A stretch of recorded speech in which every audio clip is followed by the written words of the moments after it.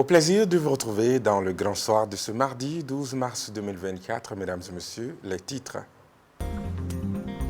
Un manque de ressources nécessaires mettant en péril la santé et le bien-être de la population à cause d'un embargo de plus de 8 mois, la jeunesse de Boni appelle à l'aide aux ONG, aux autorités et aux personnes de bonne volonté. Vous en saurez plus dans cette édition.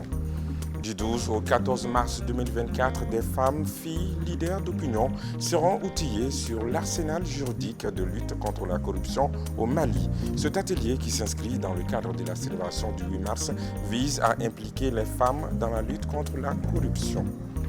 Opération Sunkalo Solidarité, une initiative des autorités de la transition pour soutenir les populations les plus vulnérables en ce mois de Ramadan. Les détails dans cette édition.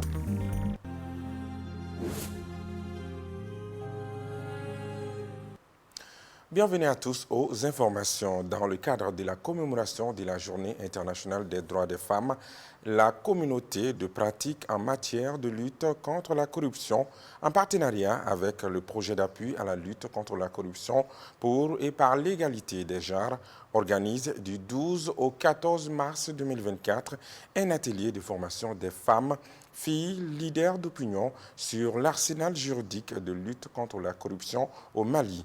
La cérémonie d'ouverture de l'atelier a eu lieu ce mardi 12 mars 2024 dans la capitale malienne. Le compte-rendu est signé Assitan Diallo, Zakaria Oumar Keita. Donner une opportunité aux femmes et aux jeunes filles de s'approprier des outils dans le processus de la lutte contre la corruption et la délinquance financière. Tel est l'objectif de cet atelier de formation. Lutter contre la corruption est aussi une manière de revendiquer nos droits. L'objectif global de cette activité commémorative de la Journée internationale des droits des femmes vise à accroître le niveau de compréhension des femmes leaders d'opinion sur le phénomène de la corruption au Mali, ainsi que les instruments juridiques de lutte contre la corruption à vue de les amener à une plus grande implication dans la lutte anti-corruption.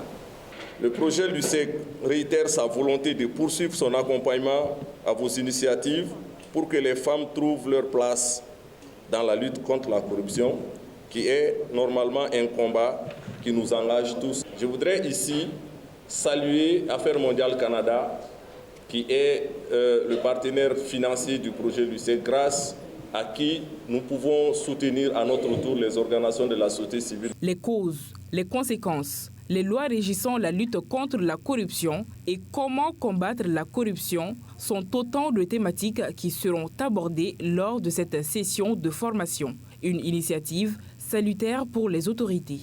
Le département de la justice du Mali, sous l'égide du ministre de la Justice Garde des Sceaux, a procédé depuis quelques années au renforcement de l'arsenal juridique à travers la création de nouvelles infractions punissant la délinquance financière. La lutte contre la corruption est essentielle pour promouvoir la transparence, l'équité et la confiance dans les institutions et surtout dans le Mali aujourd'hui qui est en refondation. Ainsi, durant 3 jours, ces femmes et ces filles leaders d'opinion seront outillées afin de renforcer leur engagement dans la lutte contre la corruption. Dans le souci d'aider les populations les plus vulnérables en ce mois béni du Ramadan, les autorités de la transition ont initié l'opération Sunkalo Solidarité. Annoncée ce mardi 12 mars 2024 lors d'un point de presse organisé à cet effet, cette opération a pour objectif de soulager la souffrance des populations à travers le pays. Le compte-rendu est signé Maïmouna Ouidraogo, Mantala Ouattara. Conscientes de leur rôle fondamental de soulager les populations, les autorités de la transition ont lancé ce mardi l'opération Sunkalo Solidarité 2024. L'objectif de cette initiative est de soulager les populations en mettant à leur disposition des aires de repos éclairées dans les zones sensibles de Bamako et dans les régions.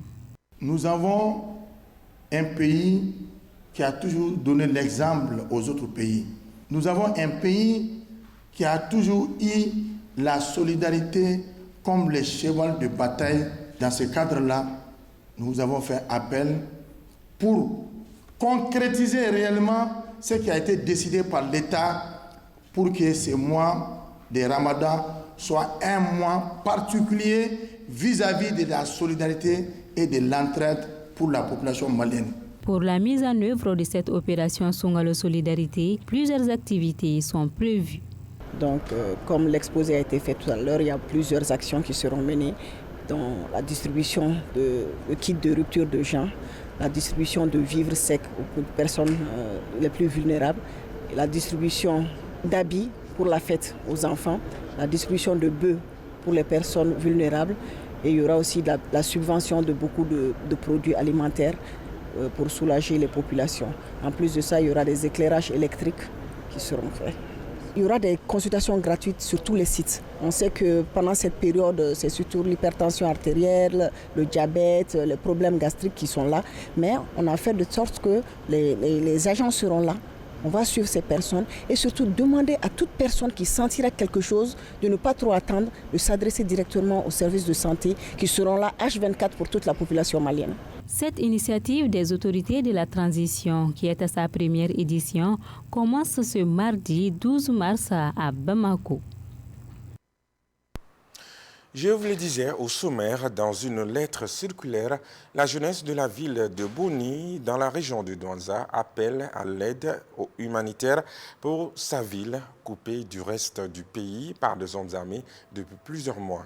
Selon la lettre, la population est en manque de ressources nécessaires, mettant en péril la santé et le bien-être de la population. Commentaire Gabriel Keita. Dans cette lettre circulaire qui s'adresse aux ONG, aux autorités de la transition et aux personnes de bonne volonté, la jeunesse de Boni appelle à l'aide pour sortir la population de sa ville dans la situation difficile qu'elle vit depuis plusieurs mois. Nous lançons un cri de détresse pour la ville de Boni qui endure une situation cruelle depuis plus de 8 mois sous embargo avec des pénuries critiques, interpelle la lettre. Cette situation n'est pas sans conséquence sur la vie des habitants de la ville qui souffrent gravement du manque de ressources essentielles, mettant en péril leur santé et leur bien-être. Selon le communiqué, les ONG sont sollicitées pour fournir une assistance humanitaire immédiate, tandis que les autorités de la transition sont appelées à faciliter l'acheminement de l'aide vitale. Aux personnes de bonne volonté, la jeunesse de Boni demande du soutien financier et moral pour alléger la souffrance de leur population. Le complexe Loulo-Ngoto a tenu son premier conseil d'administration de l'année 2024 ce dimanche 10 mars 2024 au sein du complexe à Loulo dans la préfecture de Kéniéba. Il ressort que le complexe est en bonne voie pour atteindre ses prévisions de production pour le trimestre en cours et de l'année. L'occasion a été saisie par les responsables de la société de renouveler leur confiance aux partenaires locaux pour une collaboration efficiente. Omar Koïta du retour de Loulo-Ngoto nous en parle. Face aux hommes des médias, le président directeur général de Barrick Gold et les responsables du complexe Loulo-Ngoto ont dévoilé la perspective de production pour cette année. Selon le rapport présenté, la mine maintient sa capacité de production. Notre objectif, effectivement, c'est de maintenir encore ce profil de production sur l'année 2024, dans le même profil sur la vingtaine de tonnes d'or produits par an, malgré le fait que, comme vous le savez, nous avons quand même une grande pression en termes de coûts opérationnels, notamment liés aux 5 dernières années aux fêtes inflationnistes. Donc toute la stratégie était effectivement dans ce sens-là, parce qu'il faut produire, mais il faut produire à moindre coût. Dans le cadre de sa politique, le complexe mise sur un partenariat gagnant-gagnant avec des entreprises locales. Au cours de ce conseil d'administration, ces derniers ont témoigné chacune de la franche collaboration avec les responsables de la société. Grâce à Barrick, nous avions appris le mining, nous avions appris le transport du minerai, nous avions appris les normes internationales standardisées dans ce domaine. Nous allons transmettre, nous aussi. La collaboration nous a rapporté beaucoup de choses parce que, vu les relations entre Barrick, Corica et SFTP, donc nous apportons à la société de Loulo tout le support nécessaire pour contribuer au développement des secteurs miniers. Les syndicats de la mine prennent part aussi au conseil d'administration. Pour eux, c'est une manière de privilégier le dialogue et d'apaiser le climat social au sein de la société. La société est à l'écoute de tous les travailleurs, comme vous le savez. À chaque fois qu'on a besoin d'eux, ils répondent à notre appel. Je pense qu'il n'y a pas lieu de grève dans ce cas. Au cours de ce premier trimestre, la société n'a pas enregistré d'accidents avec arrêt de travail ni d'incidents environnementaux majeurs. Restons à Loulo où, en marge du conseil d'administration, les hommes de médias ont visité la mine souterraine de Yalea, l'installation du centre Soleil et son système de stockage de batteries et les nouvelles œuvres de la société en faveur de la population. Omar Koïta nous revient. Au cours de leur séjour au complexe Loulo-Goungoto, les hommes des médias ont aussi revisité la phase 2 de l'extension de la centrale solaire à 60 MW et de son nouveau système de stockage par batterie. Ceci marque une étape importante de la mine dans sa transition vers les énergies renouvelables. Aussi, la visite du système de ventilation de la mine souterraine de Yalea a été une découverte importante de notre escapade. Avec des ingénieurs tous des nationaux, toutes les dispositions sont en place pour offrir aux employés un meilleur cadre de travail. C'est le SV Pipeline au niveau 458 SV. Pour arriver ici, c'est un développement qu'on doit faire obligatoirement. Et en développement, on a besoin de ventilation, comme vous voyez. Ça, c'est la ventilation et notre service eau et air. Parce qu'on a des machines qui utilisent l'eau, souvent air. Et on ne peut pas développer sans ce truc-là. Ces usines de réfrigération ont pour rôle de rafraîchir l'air qui va descendre dans la mine souterraine, là où on a quitté tout de suite. Donc, il y a des points de décharge. À travers ces points de décharge, on fait introduire ça dans notre réseau de ventilation. Durant ce premier trimestre, le complexe Loulo-Goungoto a réhabilité des infrastructures scolaires dans des communes riveraines, notamment l'école fondamentale de Djidjan village de Dabara et également installé plus de 200 éclairages publics à Djidjan. Dans le premier cycle et le second cycle, 15 salles ont été rénovées par la société minière Somino SA. Chez moi, au premier cycle, j'ai 745 élèves. Voilà, donc ils ont également rénové 2 directions. Et c'est 10 toilettes des enfants. Le système d'exploitation et de production de l'agrobusiness de Sagola a également été renforcé. Aujourd'hui, ce centre est devenu un cadre idéal pour la reconversion des jeunes dans des projets porteurs en vue de créer des emplois et de la valeur ajoutée.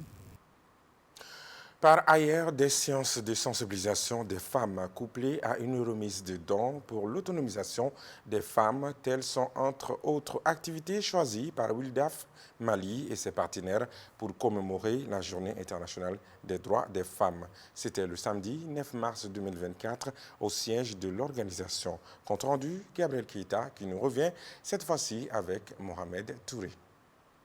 À l'instar des autres organisations féminines, Wildaf Mali n'est pas resté en marge de la célébration de la Journée internationale des droits des femmes et trouve que le thème national retenu pour cette année cadre parfaitement avec leurs actions concrètes à mener aux côtés des femmes.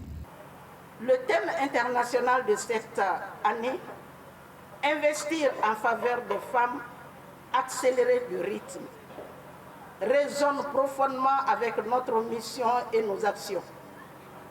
Nous croyons fermement que l'autonomisation des femmes est un investissement essentiel. Le projet CLEA s'efforce de renforcer le rôle des femmes en tant qu'actrices de changement positif en favorisant leur accès à l'éducation, à la santé, à l'emploi et à la prise de décision.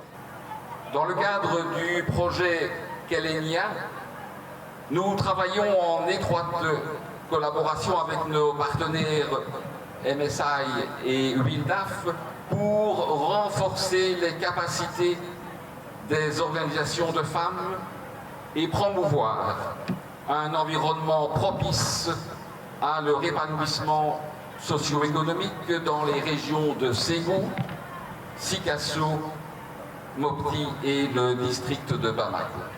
Par ailleurs, la présidente de Wildaf Mali a lancé un appel à toutes les femmes pour qu'elles s'unissent pour relever les défis liés à leur autonomisation. Ensemble, nous pouvons transformer les défis en opportunités, les obstacles en levier de changement. En unissant nos forces et en plaçant l'autonomisation des femmes au cœur de nos actions, nous pouvons bâtir un avenir plus juste, égalitaire et prospère pour tous. Des panels de haut niveau sur le rôle et la place des femmes dans la société, animés par des experts, des sketchs et une remise de dons ont mis fin à cette célébration des femmes de Wildaf Mali. À l'instar des autres femmes, les femmes de l'association Solidarité des femmes d'ici et d'ailleurs, ASFIA, ont célébré la Journée internationale des droits des femmes. Il s'agissait, à travers cette manifestation, de faire le bilan des acquis de l'association en termes d'autonomisation des femmes et d'envisager des perspectives pour améliorer leur situation. C'était le samedi 9 mars au Centre international de conférence de Bamako, CICB, en présence du ministre de la Promotion de la Femme, de l'Enfant et de la Famille. Le compte-rendu est signé Adam Tangara Mantela Ouattara. L'autonomisation des femmes est l'une des principales préoccupations de l'association Solidarité des femmes d'ici et d'ailleurs, ASFIA. C'est pourquoi elle mène plusieurs activités en faveur de l'émancipation de femmes. La célébration de la Journée internationale de la femme a été une occasion saisie par l'ASFIA pour faire le point de ses activités et se fixer de nouveaux objectifs. Celui d'assurer l'autonomisation des femmes à travers la valorisation des produits locaux. Depuis notre création en 2020 jusqu'à nos jours, l'association Solidarité Femmes d'ici et d'ailleurs a formé des milliers de femmes et des différents secteurs d'activité, génératrices de revenus, notamment en perlage, couture, en plusieurs métiers, menuiserie et tant d'autres. L'autonomisation des femmes et la valorisation de nos produits locaux est un concept simple, mais son application par des actes concrets est complexe et même souvent difficile. La conjugaison des efforts de toutes les parties prenantes, État du Mali, partenaire du développement populaire, est nécessaire. Selon le ministre de la Promotion de la Femme, de l'Enfant et de la Famille, ce nouvel objectif de l'ASFIA cadre parfaitement avec le thème national du 8 mars 2024. Cette année, le thème est intitulé « Représentativité des femmes, enjeux, défis et perspectives ». Et cette représentativité, elle doit se sentir à tous les niveaux. Dans un premier temps, dans le secteur public, mais aussi dans le secteur privé. Et avec ce que ASFIA nous montre aujourd'hui, on se rend compte aussi qu'au-delà du secteur public, le secteur privé aussi est en marche. Et c'est là avec des grandes dames, avec des femmes leaders qui savent mobiliser les femmes, pas seulement pour se distraire, pour faire la fête, mais aussi pour travailler. La cérémonie a été marquée par la visite des stands d'exposition des femmes de l'ASFIA formées en transformation de produits locaux et un concert géant. Le regroupement des femmes de Niamana a aussi célébré le samedi 9 mars à Niamana la Journée internationale des droits des femmes. C'était l'occasion pour elles d'inviter les femmes du Mali à l'union sacrée pour gagner le combat de l'autonomisation des femmes et la promotion de leurs droits. Amadou Diarra, compte rendu.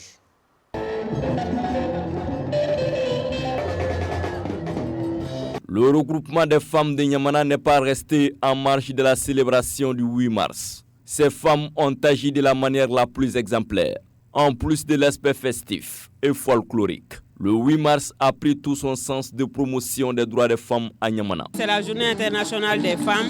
Nous aussi, on est des femmes dévouées, travailleuses. Être femme, ça veut dire beaucoup de choses. C'est quelque chose de grand. Être femme, ça ne veut pas dire s'asseoir à la maison, préparer seulement, aider les enfants seulement. Il faut qu'on sache travailler, soyez indépendants aussi. C'est ça. Composé de 500 femmes, le regroupement des femmes de Niamana mène diverses activités visant à promouvoir l'autonomisation des femmes. On fait plusieurs activités. On fabrique les savons traditionnels, maquillage, et pour atelier les coutures, tout, un peu de tout quoi. Ici à Niamana, on va ouvrir un centre pour aider les femmes dans les secteurs informels pour qu'ils savent travailler individuellement et qu'ils savent se prendre en charge. Présente lors de la cérémonie, La marraine a saisi l'occasion pour adresser un message à toutes les femmes du Mali. Ce que je dis aux femmes, c'est l'union, vraiment les inciter à travailler, vraiment à être autonomes et aussi donner une bonne éducation. La cérémonie de célébration du regroupement des femmes de Niamana a été marquée par des prestations d'humoristes, d'artistes. Elle a été ponctuée par un match de football.